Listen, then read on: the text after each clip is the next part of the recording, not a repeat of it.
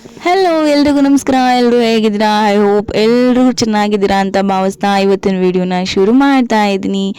Welcome back my another video. ಇದು Mysuru ದಸರಾದ lightings ನೋಡೋಕೆ ಹೋಗಿರೋ ವಿಡಿಯೋ ಆಗಿರುತ್ತೆ. ನನ್ನ ಲೈಫಲ್ಲೇ ಅಂದರೆ ನಾನು ಚಿಕ್ಕವಳಿಂದ ಇಲ್ಲಿವರೆಗೂ ಯಾವತ್ತೂ ನಾನು ಲೈಟಿಂಗ್ಸ್ನ ನೋಡೋಕೆ ಹೋಗೇ ಇರಲಿಲ್ಲ.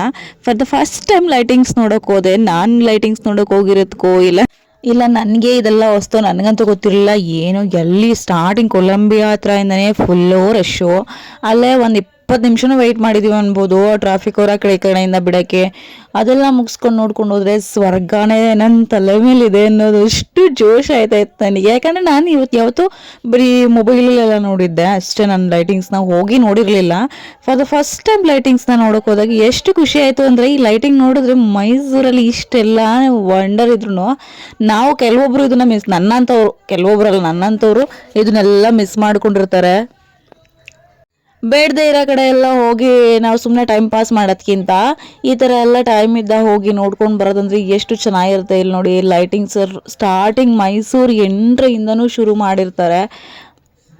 ಬಸ್ಸಲ್ಲಿ ಹೋದರೆ ನಾವು ಇಷ್ಟೊಂದೆಲ್ಲ ನೋಡೋಕ್ಕಾಗಲ್ಲ. ನನ್ನ ತಂಗಿಯವರು ಎಲ್ಲ ಬಸ್ಸಲ್ಲಿ ಹೋಗಿದ್ರು ಅಂತ ಹೇಳಿದ್ರು. ಬಸ್ಸಲ್ಲಿ ಹೋದ್ರೆ ಈ ಥರ ಎಲ್ಲ ನೋಡೋಕ್ಕಾಗಲ್ಲ ಅಂತ ಬೈಕಲ್ಲಿ ಹೋದರೆ ಚೆನ್ನಾಗಿರುತ್ತೆ ಅಂತ ಬೈಕಲ್ಲಿ ಹೋದಾಗ ಇಲ್ಲಿ ನೋಡಿ ಪ್ರತಿಯೊಂದು ಆ ಕಡೆ ಈ ಕಡೆ ರೋಡಿಂದ ಆ ಕಡೆ ಏನೆಲ್ಲ ಇರುತ್ತೆ ಎಲ್ಲ ಮರಕ್ಕೂ ಕಲರ್ಫುಲ್ ಲೈಟಿಂಗ್ ಹಾಕಿರ್ತಾರೆ. ಆ್ಯಂಡ್ ಸೀರಿಯಸ್ಲಿ ನಂಗೆ ತುಂಬಾ ಇಷ್ಟ ಆಯಿತು.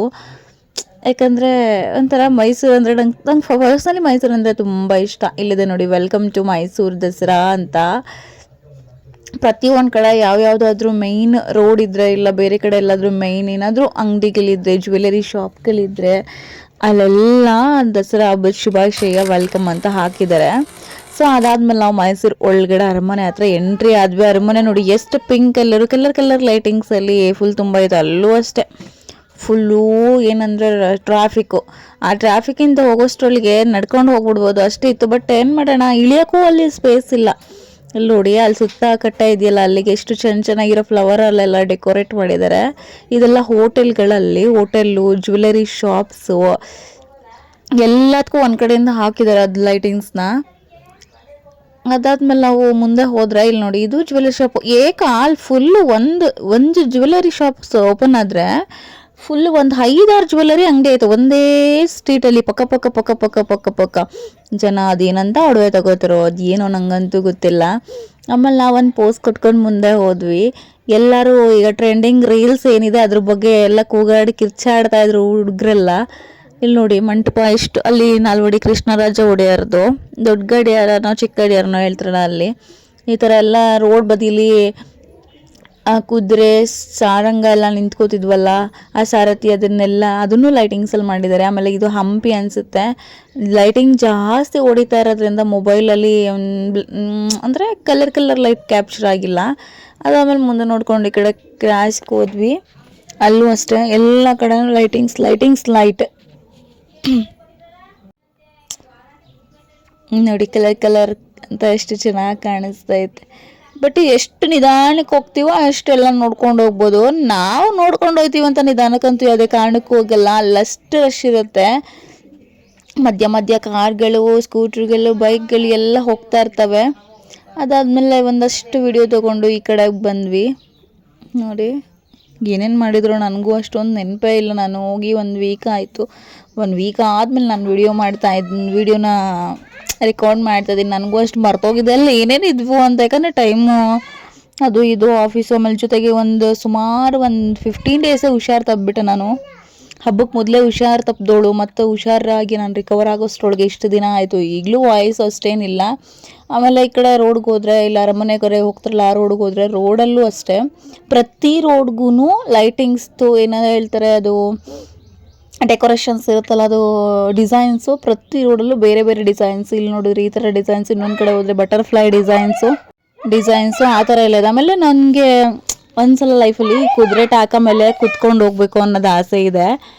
ನಾವು ಮೈಸೂರಿಗೆ ಹೋದಾಗೆಲ್ಲ ಇದನ್ನು ನೋಡ್ತಾ ಇರ್ತೀವಿ. ಬಟ್ ಈ ಥರ ಲೈಟಿಂಗ್ಸ್ ಎಲ್ಲ ಹಾಕೊಂಡು ಹೋಗೋದು ನಾನು ಯಾವತ್ತೂ ನೋಡಿಲ್ಲ. ನೈಟ್ ಟೈಮ್ಸಲ್ಲಂತೂ ಈ ರಥಗಳು ಹೋಗೋದು ನಾನು ಕುದುರೆದು ನೋಡೇ ಇಲ್ಲ.